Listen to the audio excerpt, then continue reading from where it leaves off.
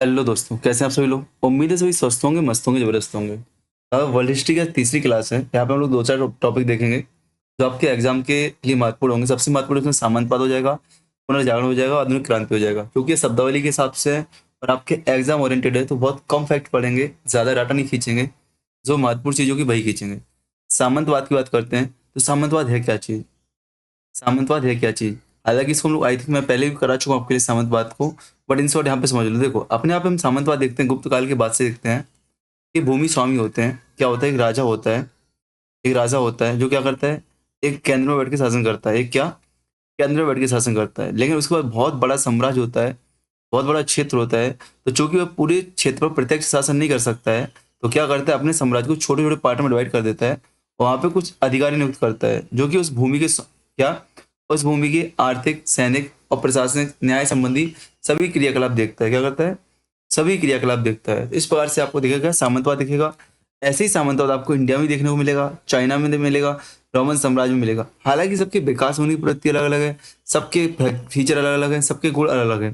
तो वही चर्चा हम लोग करने वाले। सामंतवाद क्या चीज है। तो सामंतवाद की एक सामाजिक, आर्थिक और राजनीतिक प्रणाली है जो मुख्यतः मध्ययुगीन यूरोप तथा कुछ अन्य सभ्यताओं प्रचलित अन्य सभ्यताओं में देखने को मिलती है। यह व्यवस्था मुख्य रूप से भूमि स्वामित्व, सैन्य सेवा और श्रम व्यवस्था पर आधारित थी।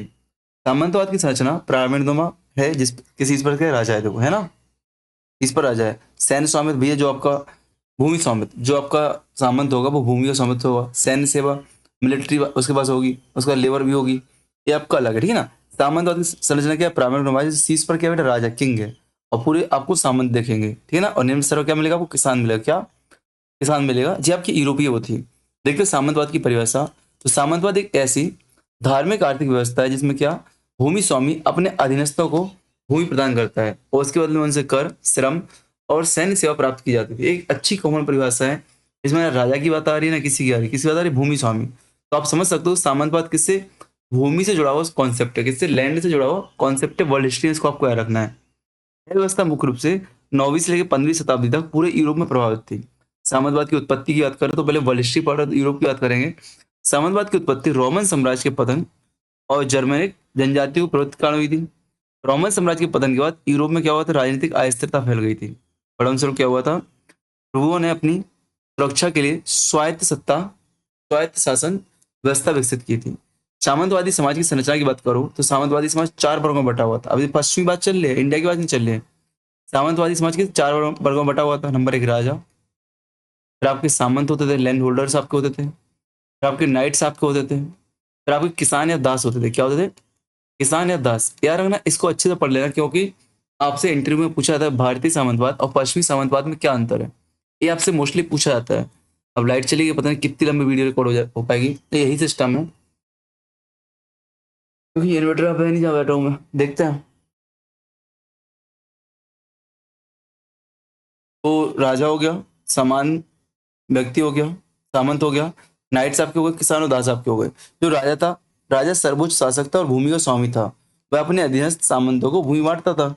सामंत कौन थे, राजा से प्राप्त भूमि कुलीन वर्ग, राजा से भूमि प्राप्त करने वाला कुलीन वर्ग था जो अपने क्षेत्र की रक्षा और प्रशासन का काम करता था। नाइट्स कौन थे, नाइट्स पेशेवर योद्धा थे जो सामंतों की सेवा करते थे। युद्ध के समय उनकी सेना का महत्वपूर्ण हिस्सा होते थे। और किसान और दास, किसान भूमि पर खेती करने वाले थे, बदले में सुरक्षा और निवास उनको प्राप्त होता था कि कोई आप पे आक्रमण नहीं करेगा, आपको रहने की जगह मिलेगी, शेल्टर्स। इनकी स्थिति सबसे निम्न थी। इन्हें भारी करवा श्रम देना पड़ता था, किसको, किसानों को। बात करते हैं सामंतवाद की विशेषताएं। एक पश्चिमी सामंतवाद की बात कर रहे हैं, यूरोपीय सामंतवाद की, कि भूमि की शक्ति, भूमि ही शक्ति संपत्ति का प्रमुख स्रोत थी। मैं यहाँ पे था, कहाँ पे, यहाँ पे बता रहा था आपके लिए कि सामंतवाद की विशेषताएं। तो भूमि स्वामित्व यहाँ पे जो मेंशन में क्या देखी थी लास्ट, हमने अभी इसी क्लास में लास्ट इसलिए बोल रहा हूँ कि मैंने रिकॉर्डिंग को पॉज कर दिया था कि लैपटॉप बंद हो गया था, किस वजह से चालू हुआ, तो वापस यहीं पे आप लोग आ चुके हैं। तो मैं बताया कि आप इस सीट्स पे राजा थे आपके, आपकी भूमि सामंत आपको मिल रहे थे, फिर आपके नाइट्स मिल रहे थे। आपसे पूछो नाइट्स कौन होते हैं इस समाज में, यूरोपीय समाज में नाइट्स योद्धा होते हैं। फिर आपको किसान मिलते हैं जो टैक्स देते हैं, ठीक है ना। तो भूमि स्वामित्व पर आधारित समाज थी यहाँ पे। भूमि शक्ति और संपत्ति का स्रोत था। वफादारी और सैन्य, राजा और सामंतों के बीच निष्ठा और सैन्य सहायता का संबंध था। स्थानीय स्वायत्ता, सामंत अपने क्षेत्रों में स्वयं शासन करते थे, राजा का नियंत्रण प्रायः नाम मात्र का होता था। बंद अर्थव्यवस्था किसी आधारित थी। व्यापार सीमित था, अधिकांश वस्तुएं स्थानीय स्तर पर उत्पादित होती थी। स्थायी सामाजिक वर्ग, सामाजिक गतिशीलता अत्यंत सीमित थी। व्यक्ति सामान्यतः उसी वर्ग से रहता था जिसमें उसको जन्म लेना होता था, ठीक है ना? और जिसमें उसका जन्म होता था, उसी वर्ग में रहता था, ठीक है ना? हालाँकि सामाजिक गतिशीलता बहुत सीमित थी इससे। प्रभाव की बात करूँ, सकारात्मक प्रभाव देखो, समाज में स्थिरता, सुरक्षा मिलती है, कृषि उत्पादन में वृद्धि होता है, स्थानीय प्रशासनिक इकाइयों का विकास होता है और मध्ययुगीन यूरोप में संस्कृति और वस्तुकला का विकास होता है। नकारात्मक, तो आपकी सामंतवादी व्यवस्था एक शोषणकारी व्यवस्था थी। किसानों को अत्यंत कठिन परिस्थितियों में जीवन जीना पड़ता था। राजनीतिक केंद्रीकरण का अभाव था, इसलिए संघर्ष बढ़ते थे। आर्थिक विकास धीमा था, नवाचार सीमित थे। व्यक्तिगत स्वतंत्रता और सामाजिक गतिविधिता लगभग असंभव थी। यूरोप और अन्य क्षेत्रों की बात करूं, तुलना करें तो यूरोप और जापान में दोनों में सामंतवाद का विकास हुआ था। जापानी सामंतवाद में समुराई योद्धाओं की भूमिका अत्यंत महत्वपूर्ण। अब आपसे पूछ सकते हैं समुराई योद्धा कहाँ से संबंधित है, तो कहाँ से बेटा, जापान से। और यूरोप में सामंतवाद में चर्च की, देखो यूरोप में किसकी भूमिका बेटा, यूरोप में चर्च की भूमिका रही है। और जापान में किसकी मिलेगी आपको, सामुराई योद्धाओं की आपको भूमिका मिलेगी। सामंतवाद के पतन की बात करें, नगरों व्यापार के विकास के साथ धन का महत्व बढ़ता है, भूमि पर निर्भरता धीमे धीमे कम हो जाती है। हम बोल सकते हैं कि सामंतवाद के पतन में पूंजीवाद की भूमिका है। राजाओं की शक्ति वृद्धि की बात करें तो केंद्रीकृत राजनीति का उदय होता है, स्थानीय सामंतों की शक्ति कमजोर होती है। तोप और बंदूक के विकास से क्या होता है, नाइट्स और किलों की सैन्य उपयोगिता कम हो जाती है। परिणामस्वरूप सामंतवाद की सैन्य संरचना कमजोर पड़ जाती है। कृषि और सुधार की बात करो तो कृषि तकनीकों में सुधार होता है, किसानों की अपेक्षा अधिक स्वतंत्र होते हैं। महामारियां जैसे ब्लैक डेथ आता है, मैंने पढ़ा था कल डिटेल में। यूरोप में फैली महामारियों से श्रमिकों की संख्या में भारी कमी आती है, इससे किसानों की मजदूरी, सामाजिक स्थिति में सुधार होता है। औद्योगिक क्रांति की बात करूं तो 18वीं 19वीं शताब्दी में औद्योगिकरण से सामंतवाद को लाभ होता है। सामंत को तो लगभग पूर्णतः समाप्त कर देता है, ठीक है ना? निष्कर्ष देखो तो सामंतवाद क्या हुआ बेटा, मध्ययुगीन यूरोप और अन्य सभ्यताओं में एक महत्वपूर्ण सामाजिक आर्थिक व्यवस्था थी। भूमि स्वामित्व, सैन्य सेवा और कृषि आधारित थी, स्थिरता थी, सुरक्षा थी, ठीक है। लेकिन व्यापार बढ़ने से, औद्योगिकरण, केंद्रीय सरकारों के बढ़ने से सामंतवाद का पतन हुआ। और सामंतवाद से जुड़े अनेक तत्व जैसे जागीरदारी, जमींदारी प्रणाली, आपको अलग अलग फेज में आपको इंडिया में भी देखने को मिलेगी, जागीरदारी और जमींदारी। अब आते हैं पुनर्जागरण, रेनेसां, एक सबसे महत्वपूर्ण टॉपिक है। आप कहीं ना कहीं इतिहास में अभी तक देख रहे होंगे, एक चीज चल रही है, कहीं ना कहीं अपना में ट्रेडिशन चल रहा है। चर्च जो अपना हो रहा है, अपने रोमन साम्राज्य और पवित्र रोमन साम्राज्य पढ़ा था आपने, वहां पे देखा तो चर्च ने क्या किया था, अपने ही हिसाब से बाइबल की व्याख्या कर दी थी। अपने हिसाब से क्या किया था, ग्रंथों की व्याख्या कर रहे हैं और अपनी को आप महान बता रहे हो, अपने आप को भगवान का प्रतिनिधि बता रहे हैं। इसमें आपको जैसे अभी वर्तमान में अपने देश में अंधभक्ति चली ना, अंधभक्त, ऐसे वहां पे लोगों की अंधभक्ति हो रही थी। हालांकि जब लोग परेशान हुए तो आज जैसे भारत में आंदोलन हुआ तो वहां पे भी आंदोलन होते हैं। और सर्वप्रथम क्या किया जाता है, उन ग्रंथों की सही से व्याख्या की जाती है, जो ग्रंथों की वो गलत व्याख्या करते थे। वही आपका रेनेसां, बस इतना रहना है। रेनेसां आप कह रही है पुनर्जागरण क्या है आपका, यही चीज है कि जो पहले के ग्रंथ हैं, इसको लोग धर्म सुधार आंदोलन के रूप में देख सकते हैं। जो पहले की बात है उन पर सुधार किया गया और उसको लिबरल किया गया, पहले से लिबरल किया गया और सही से व्याख्या की गई। तो यहाँ पे लिखा है कि 19वीं शताब्दी के इतिहासकार 14वीं 15वीं शताब्दी के यूरोप में हुए सांस्कृतिक परिवर्तनों को पुनर्जागरण का काल मानते हैं। इस शब्द की उत्पत्ति फ्रेंच शब्द ये पूछता है आपसे किस भाषा का शब्द है, फ्रेंच का है। फ्रेंच शब्द रेनेसां से हुई है, जिसका शाब्दिक अर्थ पुनर्जन्म होता है अथवा फिर से जागना होता है। पुनर्जागरण कोई धार्मिक या राजनीतिक आंदोलन नहीं था, बल्कि क्या था, एक सांस्कृतिक आंदोलन था। क्या था, कल्चरल मूवमेंट था, आपको सुधार का मूवमेंट था। इसका शुरुआत इटली से होता है। पूछता है औद्योगिक क्रांति की शुरुआत कहाँ से हुई, पुनर्जागरण की शुरुआत कहाँ से हुई, कहाँ से होती है, इटली से होती है, फिर फ्रांस में जाती है, फिर इंग्लैंड जर्मनी पहुंचते पहुंचते पूरे यूरोप में फैल जाती है। तो कहाँ से बेटो, इटली, फ्रांस, इंग्लैंड और फिर जर्मनी। पुनर्जागरण के स्वरूप की बात करें अगर हम लोग, तो एक ऐसा सांस्कृतिक आंदोलन था जिसमें प्राचीन यूरोप की प्रेरणा के आधार पर नए यूरोप का निर्माण हो रहा था। प्राचीन यूरोप के प्रेरणा के आधार पर नए यूरोप का, इसके परिणाम स्वरूप यूरोप को विभिन्न देशों में जन सामान्य के दृष्टिकोण में व्यापक परिवर्तन हुआ। इस आंदोलन ने लोगों में तर्क और विवेक शक्ति, रेशनल थिंकिंग का विकास किया। लोग स्पिरिचुअलिज्म, अध्यात्मवाद और नैतिक मूल्यों के विकास एवं संरक्षण को अग्रसर होते हैं। परिणामस्वरूप क्या होता है, साहित्य, धर्म, दर्शन, राजनीति, कला और विज्ञान के क्षेत्रों में क्या होती है, नवीन प्रवृत्तियां विकसित होती हैं। पुनर्जागरण का लगभग 13 से 15वीं शताब्दी माना जाता है, इटली में शुरुआत मानी जाती है, तो बाद में उत्तरी यूरोप में फैल जाता है। अब प्रमुख घटनाएं क्या क्या होती हैं, एक घटना है आपसे डेट, यहाँ पे आपको याद रखना, डेट आपसे पूछी जाती है। ये पुनर्जागरण की वो घटना है जो आपसे रट्टा मार के आपको जाना पड़ेगा। क्या, रट्टा मार के आपको जाना पड़ेगा। हालांकि इसमें से बहुत सी ऐसी घटनाएं जिनको आपको डेट और ऑब्वियसली पहले से याद है, बट हम लोग पढ़ेंगे तो आपको और अच्छे से याद होंगे। देखो 1300 ईस्वी में क्या होता है, सबसे पहले इटली के पादुआ विश्वविद्यालय में मानवतावाद का अध्ययन प्रारंभ होता है। मानवतावाद क्या बेटा, कि जहाँ पे ह्यूमनिटी, हम बोलते ह्यूमनिटी क्या हुई है, जैसे कल है तो कल क्रूरता दिखाई गई है, कल भारत में दिल्ली पुलिस के द्वारा क्रूरता दिखाई गई है, ह्यूमनिटी नहीं दिखाई गई आपकी, बराबर ना, ह्यूमन नेचर नहीं दिखाया गया, ह्यूमनिटी नहीं दिखाई गई, क्रूरता दिखाई गई वहां पे, ठीक है। बात करते हैं 1341 की। पेट्राक को रोम में राजकवि की उपाधि से सम्मानित किया गया था। क्या, पेट्राक को रोम में राजकवि की उपाधि से सम्मानित किया गया, ये डेट याद रखना, ठीक ना। 1349 की बात करते हैं तो फ्लोरेंस विश्वविद्यालय की स्थापना हुई थी, पूछ सकता है फ्लोरेंस यूनिवर्सिटी की स्थापना कब हुई है। 1390 की बात करते हैं तो जेफरी चौसर की रचना कैटरविली टेलस का प्रकाशन हुआ था। क्या, 1390 में जेफरी चौरस की रचना कैंटरवली टेलस का प्रकाशन हुआ था। 1416 में दोनाल्तो दोनाल्तो ने सजीव मूर्तियों का निर्माण किया था। ये आपके लिए बहुत महत्वपूर्ण फैक्ट है, याद रखना। 1417 में पोप राजनीतिक दृष्टि से अत्यधिक शक्तिशाली हो गया था। 1636 में ब्रूनेलेसी ने फ्लोरेंस के ड्यूमा के गुम्बद का डिजाइन तैयार किया था। ड्यूमा का गुम्बद, पूछ सकता है कि ड्यूमा के गुम्बद का डिजाइन किसने बनाया था, ब्रूनेलेसी ने बनाया था। कब बनाया था, 1436 में बनाया था। 1453 में कुस्तुतुनिया के वाइजेंटाइन शासक को ऑटोमन तुर्कों ने पराजित किया था। मतलब क्या, वाइजेंटाइन साम्राज्य नष्ट हो गया था और ऑटोमन साम्राज्य की शुरुआत कब, 1453। ये डेट आपके लिए 5 स्टार लगाना इसको, ये 5 स्टार डेट आपके लिए। 1455 में जोहान्सबर्ग गुटेनबर्ग में प्रथम छापे खाने का स्थापित किया गया था। आपसे पूछ सकता है विश्व इतिहास में छापे खाने की शुरुआत कहां से होती है, तो नंबर 1 कहां से, जोहान्सबर्ग गुटेनबर्ग से होती है। कब होती है, 1455 में होती है। कब, 1455 में होती है। इस बात को आपको याद रखना बेटा। बात करते हैं यहाँ पे कसांद्रा फेरले का जन्म हुआ था 1465। 1478 में थॉमस मोर का जन्म हुआ था। 1483 में मार्टिन लूथर का जन्म हुआ था।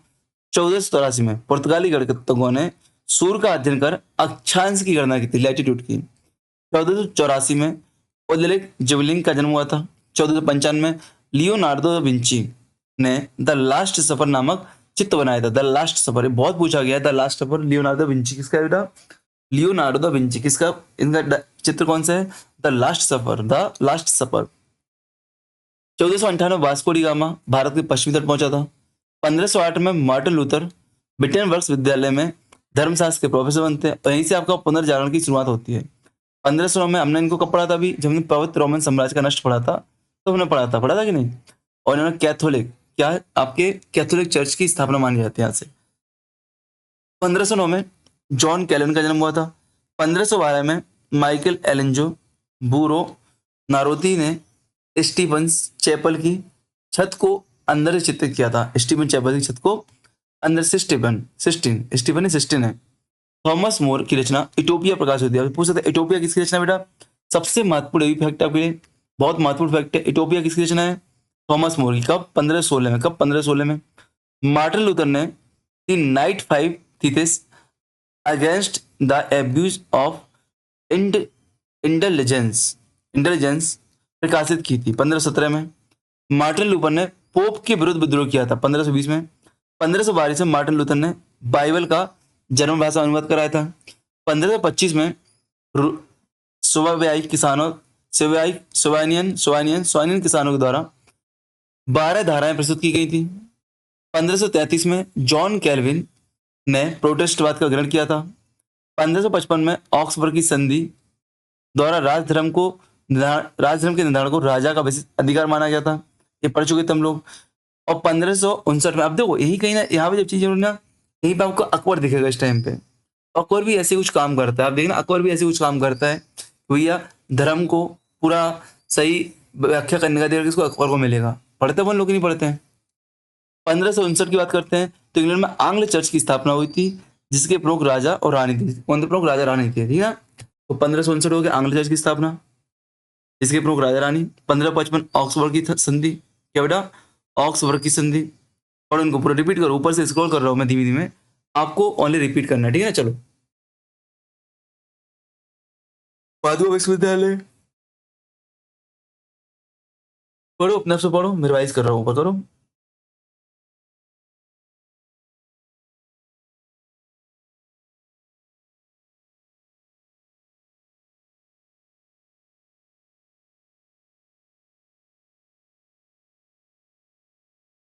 चलो रिवाइज किया, आगे बढ़े हम लोग। अब जब पुनर्जागरण का उदय क्यों हुआ था, विकास क्यों हुआ था। अब तो इनमें से पता उदय क्यों हुआ था, विकास क्यों हुआ था, इंटरव्यू के लिए याद कर लो, मेंस के लिए। बट आपके इसमें ऑब्जेक्ट में बहुत कम क्वेश्चन यहाँ से बनेंगे। तो मेन घटनाक्रम से क्वेश्चन पूरा बना दिया मैंने। यहाँ से क्वेश्चन आता है, इसे पूरे घटनाक्रम एक साथ छपवा दिया मैंने, ठीक है ना। पढ़ते हम लोग उदय भी, कि भारत में पुनर्जागरण के उदय की सॉरी पुनर्जागरण के उदय की विकास और कारण क्या है। धर्म युद्ध का प्रभाव।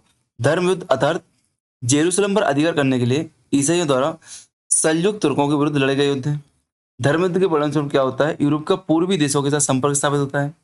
इन युद्धों में भाग लेने वाले लोगों ने अन्य सभ्यताओं और संस्कृति से संपर्क बढ़ता है।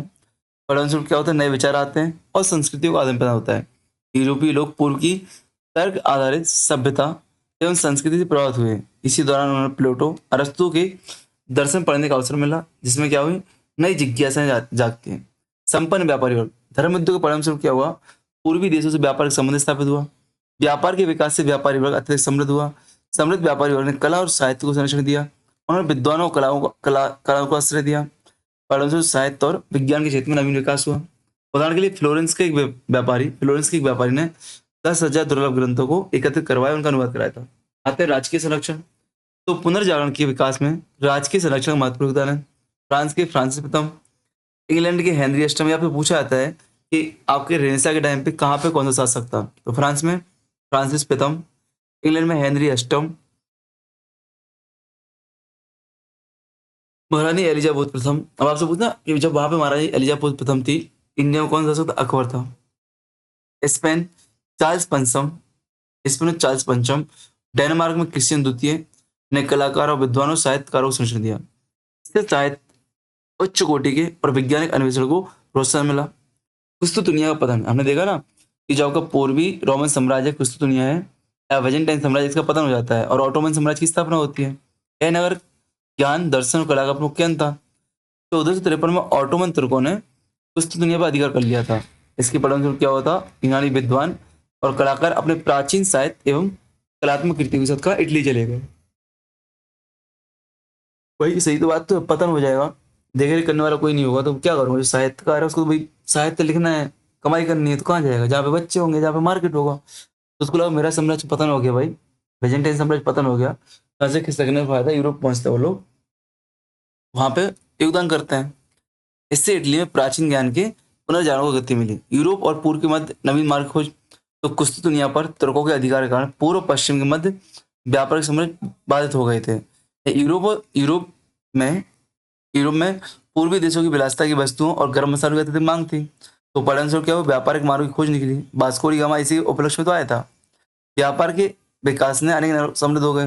वेनिस, मिलान, फ्लोरेंस, ऑक्सबर्ग, नूरेमबर्ग जैसे अंतरराष्ट्रीय व्यापार केंद्र बन गए। सामंतवाद का पतन भी कारण भैया पुनर्जागरण के उदाहरण क्या, सामंतवाद का पतन। सामंतवाद किसर वर्ग के शोषण पर आधारित था, पढ़ी चुके हम लोग। यह सामाजिक गतिशीलता में बाधक था। 13वीं 14वीं शताब्दी में सामंतवाद के पतन के बाद लोगों को अपेक्षाकृत अधिक शांत और स्वतंत्र वातावरण प्राप्त हुआ। इससे नए विचारों के विकास के लिए अनुकूल परिस्थितियां बनती हैं। इटली के नगरों को पुनरुत्थान की बात करूं तो पश्चिमी रोमन साम्राज्य के बाद इटली को अनेक राजनीतिक और सांस्कृतिक केंद्र नष्ट हो गए। बाद में बेजेंटाइन साम्राज्य और इस्लामी देशों के साथ व्यापार विस्तार के लिए इटली के प्रतिबंधकों को पुनर्जीवन मिला। इससे इटली के नगरों का आर्थिक और सांस्कृतिक विकास हुआ। प्रेस के आविष्कार की बात करते हैं। 15वीं शताब्दी के मध्य यूरोप में छापे खाने के विकास को प्रोत्साहन मिला। मुद्रण प्रौद्योगिकी के विकास से यूरोपीय लोग विशेष रूप से चीनी और मंगोल शासकों के ऋणी थे। छापे खाने के माध्यम से ज्ञान और विचारों का तीव्र प्रसार संभव हुआ। इससे पुनर्जागरण के विचारों में जन सामान्य तक पहुंचने में भूमिका निभाई। तो आप देख सकते हो कि कैसे कहा प्रेस का अधिकार, प्रेस कहाँ से, जोहान्सबर्ग से देखा छापे खाने, है कि नहीं। 15वीं शताब्दी कहाँ पे, जोहान्सबर्ग में देखा था अपने। इटली हो गया, सामंतवाद का पतन हो गया, नवीन मानव की खोज हो गई, दुनिया का पतन हो गया, राजकीय संरक्षण हो गया, संपन्न व्यापारी वर्ग का उदय हो गया, धर्म युद्धों का प्रभाव हो गया। विभिन्न कारण है जिनकी वजह से क्या होता, आपके रेनेसा का जन्म हुआ था। क्या होता, रेनेसा का जन्म हुआ था। इटली में देखो क्या शुरुआत हुई, इटली में पुनर्जागरण की शुरुआत। इटली में ऐसा क्या हुआ, पुनर्जागरण हुआ था। अब तो बहुत सारे कारण देखो आप लोग। अरे वर्ल्ड का मैप बनाओगे, मैं यहाँ पे बना रहा हूँ, थोड़ा सा प्रयास करता हूँ वर्ल्ड का मैप बनाने के लिए। बहुत टाइम से इस पर कभी सही से नहीं हो पाएगा। इंडिया के से नहीं आए, देखो इंडिया के से नहीं आए। ये देखो यहाँ पे आप जाओगे ना, अब देखो यहाँ पे ये आपको ऐसे दिखेगा इटली यहाँ पे, ये आपको यहाँ पे द्वीप दिखेगा, कैस्पियन सागर, यहाँ पे द्वीप दिखेगा आपको इटली, ठीक है ना, भूमध्य सागर में। यहाँ पे आप देखो पूरा, यहाँ से जब पश्चिमी जो सभ्यता थी इनका पतन होता है, यहाँ पे कुस्तुन दुनिया पतन होता है, बेजेंटाइन का पतन होता है, तुर्कों का यहाँ पे आक्रमण होता है, ऑटोमन साम्राज्य आता है, तो ये मगर अवरुद्ध हो जाता है। तो ये लोग यहाँ से प्रवास करके जाते हैं, यहाँ पहुंचते हैं इटली में, वहाँ पर इटली में पहुंचते हैं, इटली एक केंद्र बनता है। तो इसकी भौगोलिक स्थिति ऐसी है कि यदि आपको पूरब से पश्चिम में या पश्चिम से पूर्व जाना है, तो प्रवेश द्वार माना जाता है, ठीक है ना। सामंतवाद का पतन भी यहाँ पे जल्दी होता है। तो इन्हीं कारण से यहाँ पे इटली में सामंतवाद इसकी पुनः जागरण की शुरुआत होती है। वह लिखा है कि पुनः जागरण की शुरुआत सर्वप्रथम इटली में हुई थी। इसके कारण क्या था, नंबर एक भौगोलिक स्थिति, इटली की भौगोलिक स्थिति उसे पूर्व और पश्चिम के मध्य एक प्राकृतिक प्रवेश द्वार के रूप में जोड़ती है। कुस्तुन दुनिया से पलायन करने वाले विद्वान ने इटली में शरण ली। सामंतवाद का पतन, सामंतवाद के पतन के बाद इटली में मानवतावादी विचारधारा को पर्याप्त प्रोत्साहन मिला। वेनिस, जिनेवा, मिलान, पिसा जैसे नगरों का तीव्र विकास हुआ। विद्वानों और कलाकारों को संरक्षण, इटली में विद्वानों, कलाकारों, साहित्यकारों को आर्थिक संरक्षण दिया गया। परिणामस्वरूप मानवतावादी विचारों का विकास हुआ, पुनर्जागरण आंदोलन को व्यापक सुधार हुआ। आज धर्म सुधार आंदोलन, क्या धर्म सुधार आंदोलन, जो आपका पुनर्जागरण है कहीं ना कहीं धर्म सुधार से ही संबंधित है। तो पुनर्जागरण से पूर्वी यूरोपीय समाज धर्म केंद्रित और धर्म प्रेरित और धर्म नियंत्रित था। ज्यादा पुनर्जागरण से पूर्व क्या था भैया, जो यूरोपीय समाज था धर्म केंद्रित था, धर्म से चलता था और धर्म पर ही कंट्रोल था, धर्म का ही कंट्रोल था, राजा पोप का। पश्चिम और मध्य यूरोप में कैथोलिक ईसाई चर्च का पूर्व वर्चस्व था। अब आएगा प्रोटेस्टेंट, आएंगे आपको, ठीक है, प्रोटेस्ट करने वाले, ठीक है। 16वीं शताब्दी में परिवर्तन की स्थितियों के कारण यूरोप में ईसाई धर्म संगठन में क्रांतिकारी परिवर्तन हुआ। फलस्वरूप ईसाई दो धर्मों में बढ़ गए, दो भागों में, कैथोलिक और प्रोटेस्टेंट। कैथोलिक कौन थे बेटा, परंपरागत ईसाई थे जिनका प्रधान पोप था। समय के साथ क्या हुआ, इस धर्म में अनेक दोष आ गए, भ्रष्टाचार हो गया, जिसको दूर करने की आवश्यकता थी। इसी उद्देश्य को पूरा करने के लिए धर्म सुधार आंदोलन प्रारंभ हुआ, जिससे क्या प्रोटेस्टेंट धर्म सुधार आंदोलन भी कहा जाता है। धर्म सुधार आंदोलन के कारण की बात करूं, धर्म सुधार आंदोलन के प्रमुख कारण निम्नलिखित थे। नंबर एक, चर्च में व्याप्त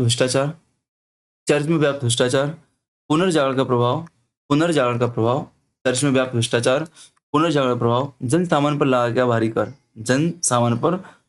भारी कर, राष्ट्रीय राज्यों का उदय, नवीन वर्गों का उदय, तर्क शक्ति का विकास, लौकिक शिक्षा का प्रचार। क्या लिखा है यहाँ पे, ये क्या के कारण थे धर्म सुधार आंदोलन के, भैया चर्च में भ्रष्टाचार हो रहा था, भाई चर्च धार्मिक सत्ता नियंत्रण, चर्च सब कुछ ले रहा, पोप, पुनर्जागरण का प्रभाव हो ही रहा था, इफेक्ट पड़ ही रहा था, जन सामान्य पर भारी कर लगाया जा रहा था, राष्ट्रीय राज्यों को उदय हो रहा था। अब भाई सामंतवाद का पतन, राष्ट्रीय राज्यों को उदय हो रहा है, केंद्रीकृत सत्ता आ रही है आपके पास, नवीन वर्ग, व्यापारी वर्ग आ रहा है आपका, तार्किक शक्ति का विकास होता है, लौकिक शिक्षा का प्रसार होता है। आंदोलन क्या होता है, उपयुक्त कारणों से क्या होता है, कैथोलिक चर्च के विरुद्ध एक वैचारिक आंदोलन प्रभाव होता है, इसकी तैयारी होती है। और 16वीं शताब्दी में क्या होता है, आंदोलन अत्यधिक शक्तिशाली हो जाता है। इसके परिणाम से Germany, Denmark, Sweden, Norway, Switzerland और इंग्लैंड में जैसे देशों में कैथोलिक चर्च से अलग हुआ है। क्या लोग क्या हो, कैथोलिक चर्च से अलग हुआ है, एक अलग से क्या प्रोटेस्टेंट चर्च बनता है। आप सुनना, रेनेसां की शुरुआत कहाँ से, इटली से। जब बात करते हैं धर्म सुधार आंदोलन की, तो धर्म सुधार आंदोलन की शुरुआत जर्मनी से मानी जाती है। किसके द्वारा, मार्टिन लूथर किंग द्वारा मानी जाती है। मार्टिन लूथर किंग स्वयं में पोप थे, धर्मशास्त्र के एक व्याख्याता थे, याद रखना। जब तो मार्टिन लूथर किंग की बात करते हैं, तो भैया मार्टिन लूथर का जन्म 1483 में हुआ था। अभी पढ़ा हमने कहाँ पे, जर्मनी के किसान के परिवार में हुआ था। उन्होंने क्या, एडफर्ड विश्वविद्यालय से कानून और धर्मशास्त्र की शिक्षा प्राप्त की थी। इसके बाद वे सेंट अगस्टाइन मठ के पादरी बने थे। 1508 में उन्होंने बिटेनबर्ग विश्वविद्यालय में धर्मशास्त्र के प्रोफेसर के रूप में काम किया था। मार्टिन लूथर के विचार थे कि एक शिक्षक के रूप में मार्टिन लूथर ने अपने नवीन धार्मिक विचारों के कारण विद्यार्थियों में अत्यंत लोकप्रिय हो गए। उन्होंने बाइबल का गहन अध्ययन किया। वे इसके निष्कर्ष पर पहुंचे कि चर्च द्वारा निर्देशित जो कर्मकांड है वह धर्म की मूल भावना के विरुद्ध है। वे कैथोलिक चर्च की मान्यता से सहमत नहीं थे कि केवल चर्च द्वारा निर्देशित कर्मकांड से ही मोक्ष प्राप्त होगा। उन्होंने इस बात पर बल दिया कि मनुष्य को ईश्वर से संपर्क स्थापित करने के लिए पादरी की आवश्यकता नहीं है। उनके अनुसार मोक्ष ईश्वर का उपहार है तथा मनुष्य पश्चाताप द्वारा, गिल्ट के द्वारा, रिपेटेंस के द्वारा क्या कर सकता है, अपना मोक्ष प्राप्त कर सकता है। उन्होंने लोगों को बताया कि सभी स्त्री पुरुष केवल श्रद्धा के माध्यम से पापों से मुक्ति प्राप्त कर सकते हैं। इसके परिणाम क्या हुआ बेटा, सबसे पहले परिणाम क्या हुआ धर्म सुधार आंदोलन का, कि ईसाई चर्च दो भागों में बढ़ गया, कैथोलिक जो प्राचीन थे और प्रोटेस्टेंट जो नए हो गए। 30 वर्षीय युद्ध, तो पवन रोमन साम्राज्य 30 वर्षीय युद्ध में उलझ गया। याद है आपको, इसकी एक संधि हुई थी, कौन सी संधि थी बताओ, कौन सी संधि हुई 30 वर्षीय युद्ध के बाद, पढ़ा था अपन ने। रोमन कैथोलिक चर्च की शक्ति को पुनः स्थापित करने के लिए कैथोलिक प्रति सुधार आंदोलन होता है। तर्क शक्ति के पास धर्म सुधार आंदोलन के परिणामस्वरूप क्या होता है, तर्क शक्ति का स्वतंत्र चिंतन होता है। ठीक है ना। तो इस प्रकार से हमने रेनेसा देखा, पुनर्जागरण की प्रमुख घटनाएं देखी और शॉर्ट में धर्म सुधार आंदोलन देखा हमने। अब आती है औद्योगिक क्रांति, अपने आप में एक विशेष महत्वपूर्ण चीज है। अब आप बोले सर इतना डिटेल में क्यों नहीं पढ़ा रहे हो, आप बहुत शॉर्ट कर रहे हो, तो ये सिर्फ आपके एग्जाम ओरिएंटेड है। नोट्स हैं, हाथ से लिखे नोट्स हैं, इनको टाइप कराया गया है बस, इसलिए नोट्स ज़्यादा बड़े नहीं होते, छोटे होते हैं। अब आते हैं औद्योगिक क्रांति। तो औद्योगिक क्रांति अपनी एक अलग परिणाम स्वरूप है। अच्छा, मैं क्वेश्चन आपसे पूछना चाहूंगा इंटरव्यू के लिए कि यदि मैं आपसे पूछूं कि धर्म सुधार आंदोलन एक अलग आंदोलन था या आपके पुनर्जागरण का परिणाम था, तो आप कहेंगे बिल्कुल पुनर्जागरण का परिणाम परिणाम कह सकते हैं, क्योंकि धर्म सुधार आंदोलन की पृष्ठभूमि पुनर्जागरण से शुरू होती है, यहाँ पे मानवतावादी सोच पहली बार आती है ना? इस बात को आपको याद रखना है। अब आता है औद्योगिक क्रांति, इसको नेक्स्ट क्लास में करेंगे हम लोग। अब औद्योगिक क्रांति की शुरुआत कहाँ से होगी? इंग्लैंड से होगी। कहाँ पे होगी? इंग्लैंड में होगी। इसके अलग अलग कारण रहेंगे आपके। क्या कारण रहेंगे भैया? मुख्य कारण तो आपका ही रहेगा कि जैसे इटली आपका पूर्व पश्चिम के मध्य विचारक एक क्या था, प्रवेश द्वार था, वैसे इंग्लैंड अपने आप में एक अलग से प्रायद्वीप पे बसा हुआ है। जब प्रायद्वीप पे बसा हुआ है तो कहीं ना कहीं अपने आप में अलग हो गया है पूरे यूरोप से, तो यूरोप के क्रियाकलाप वहां पे प्रभावित नहीं करेंगे और डेवलपमेंट धीमे धीमे करेगा, ठीक है ना।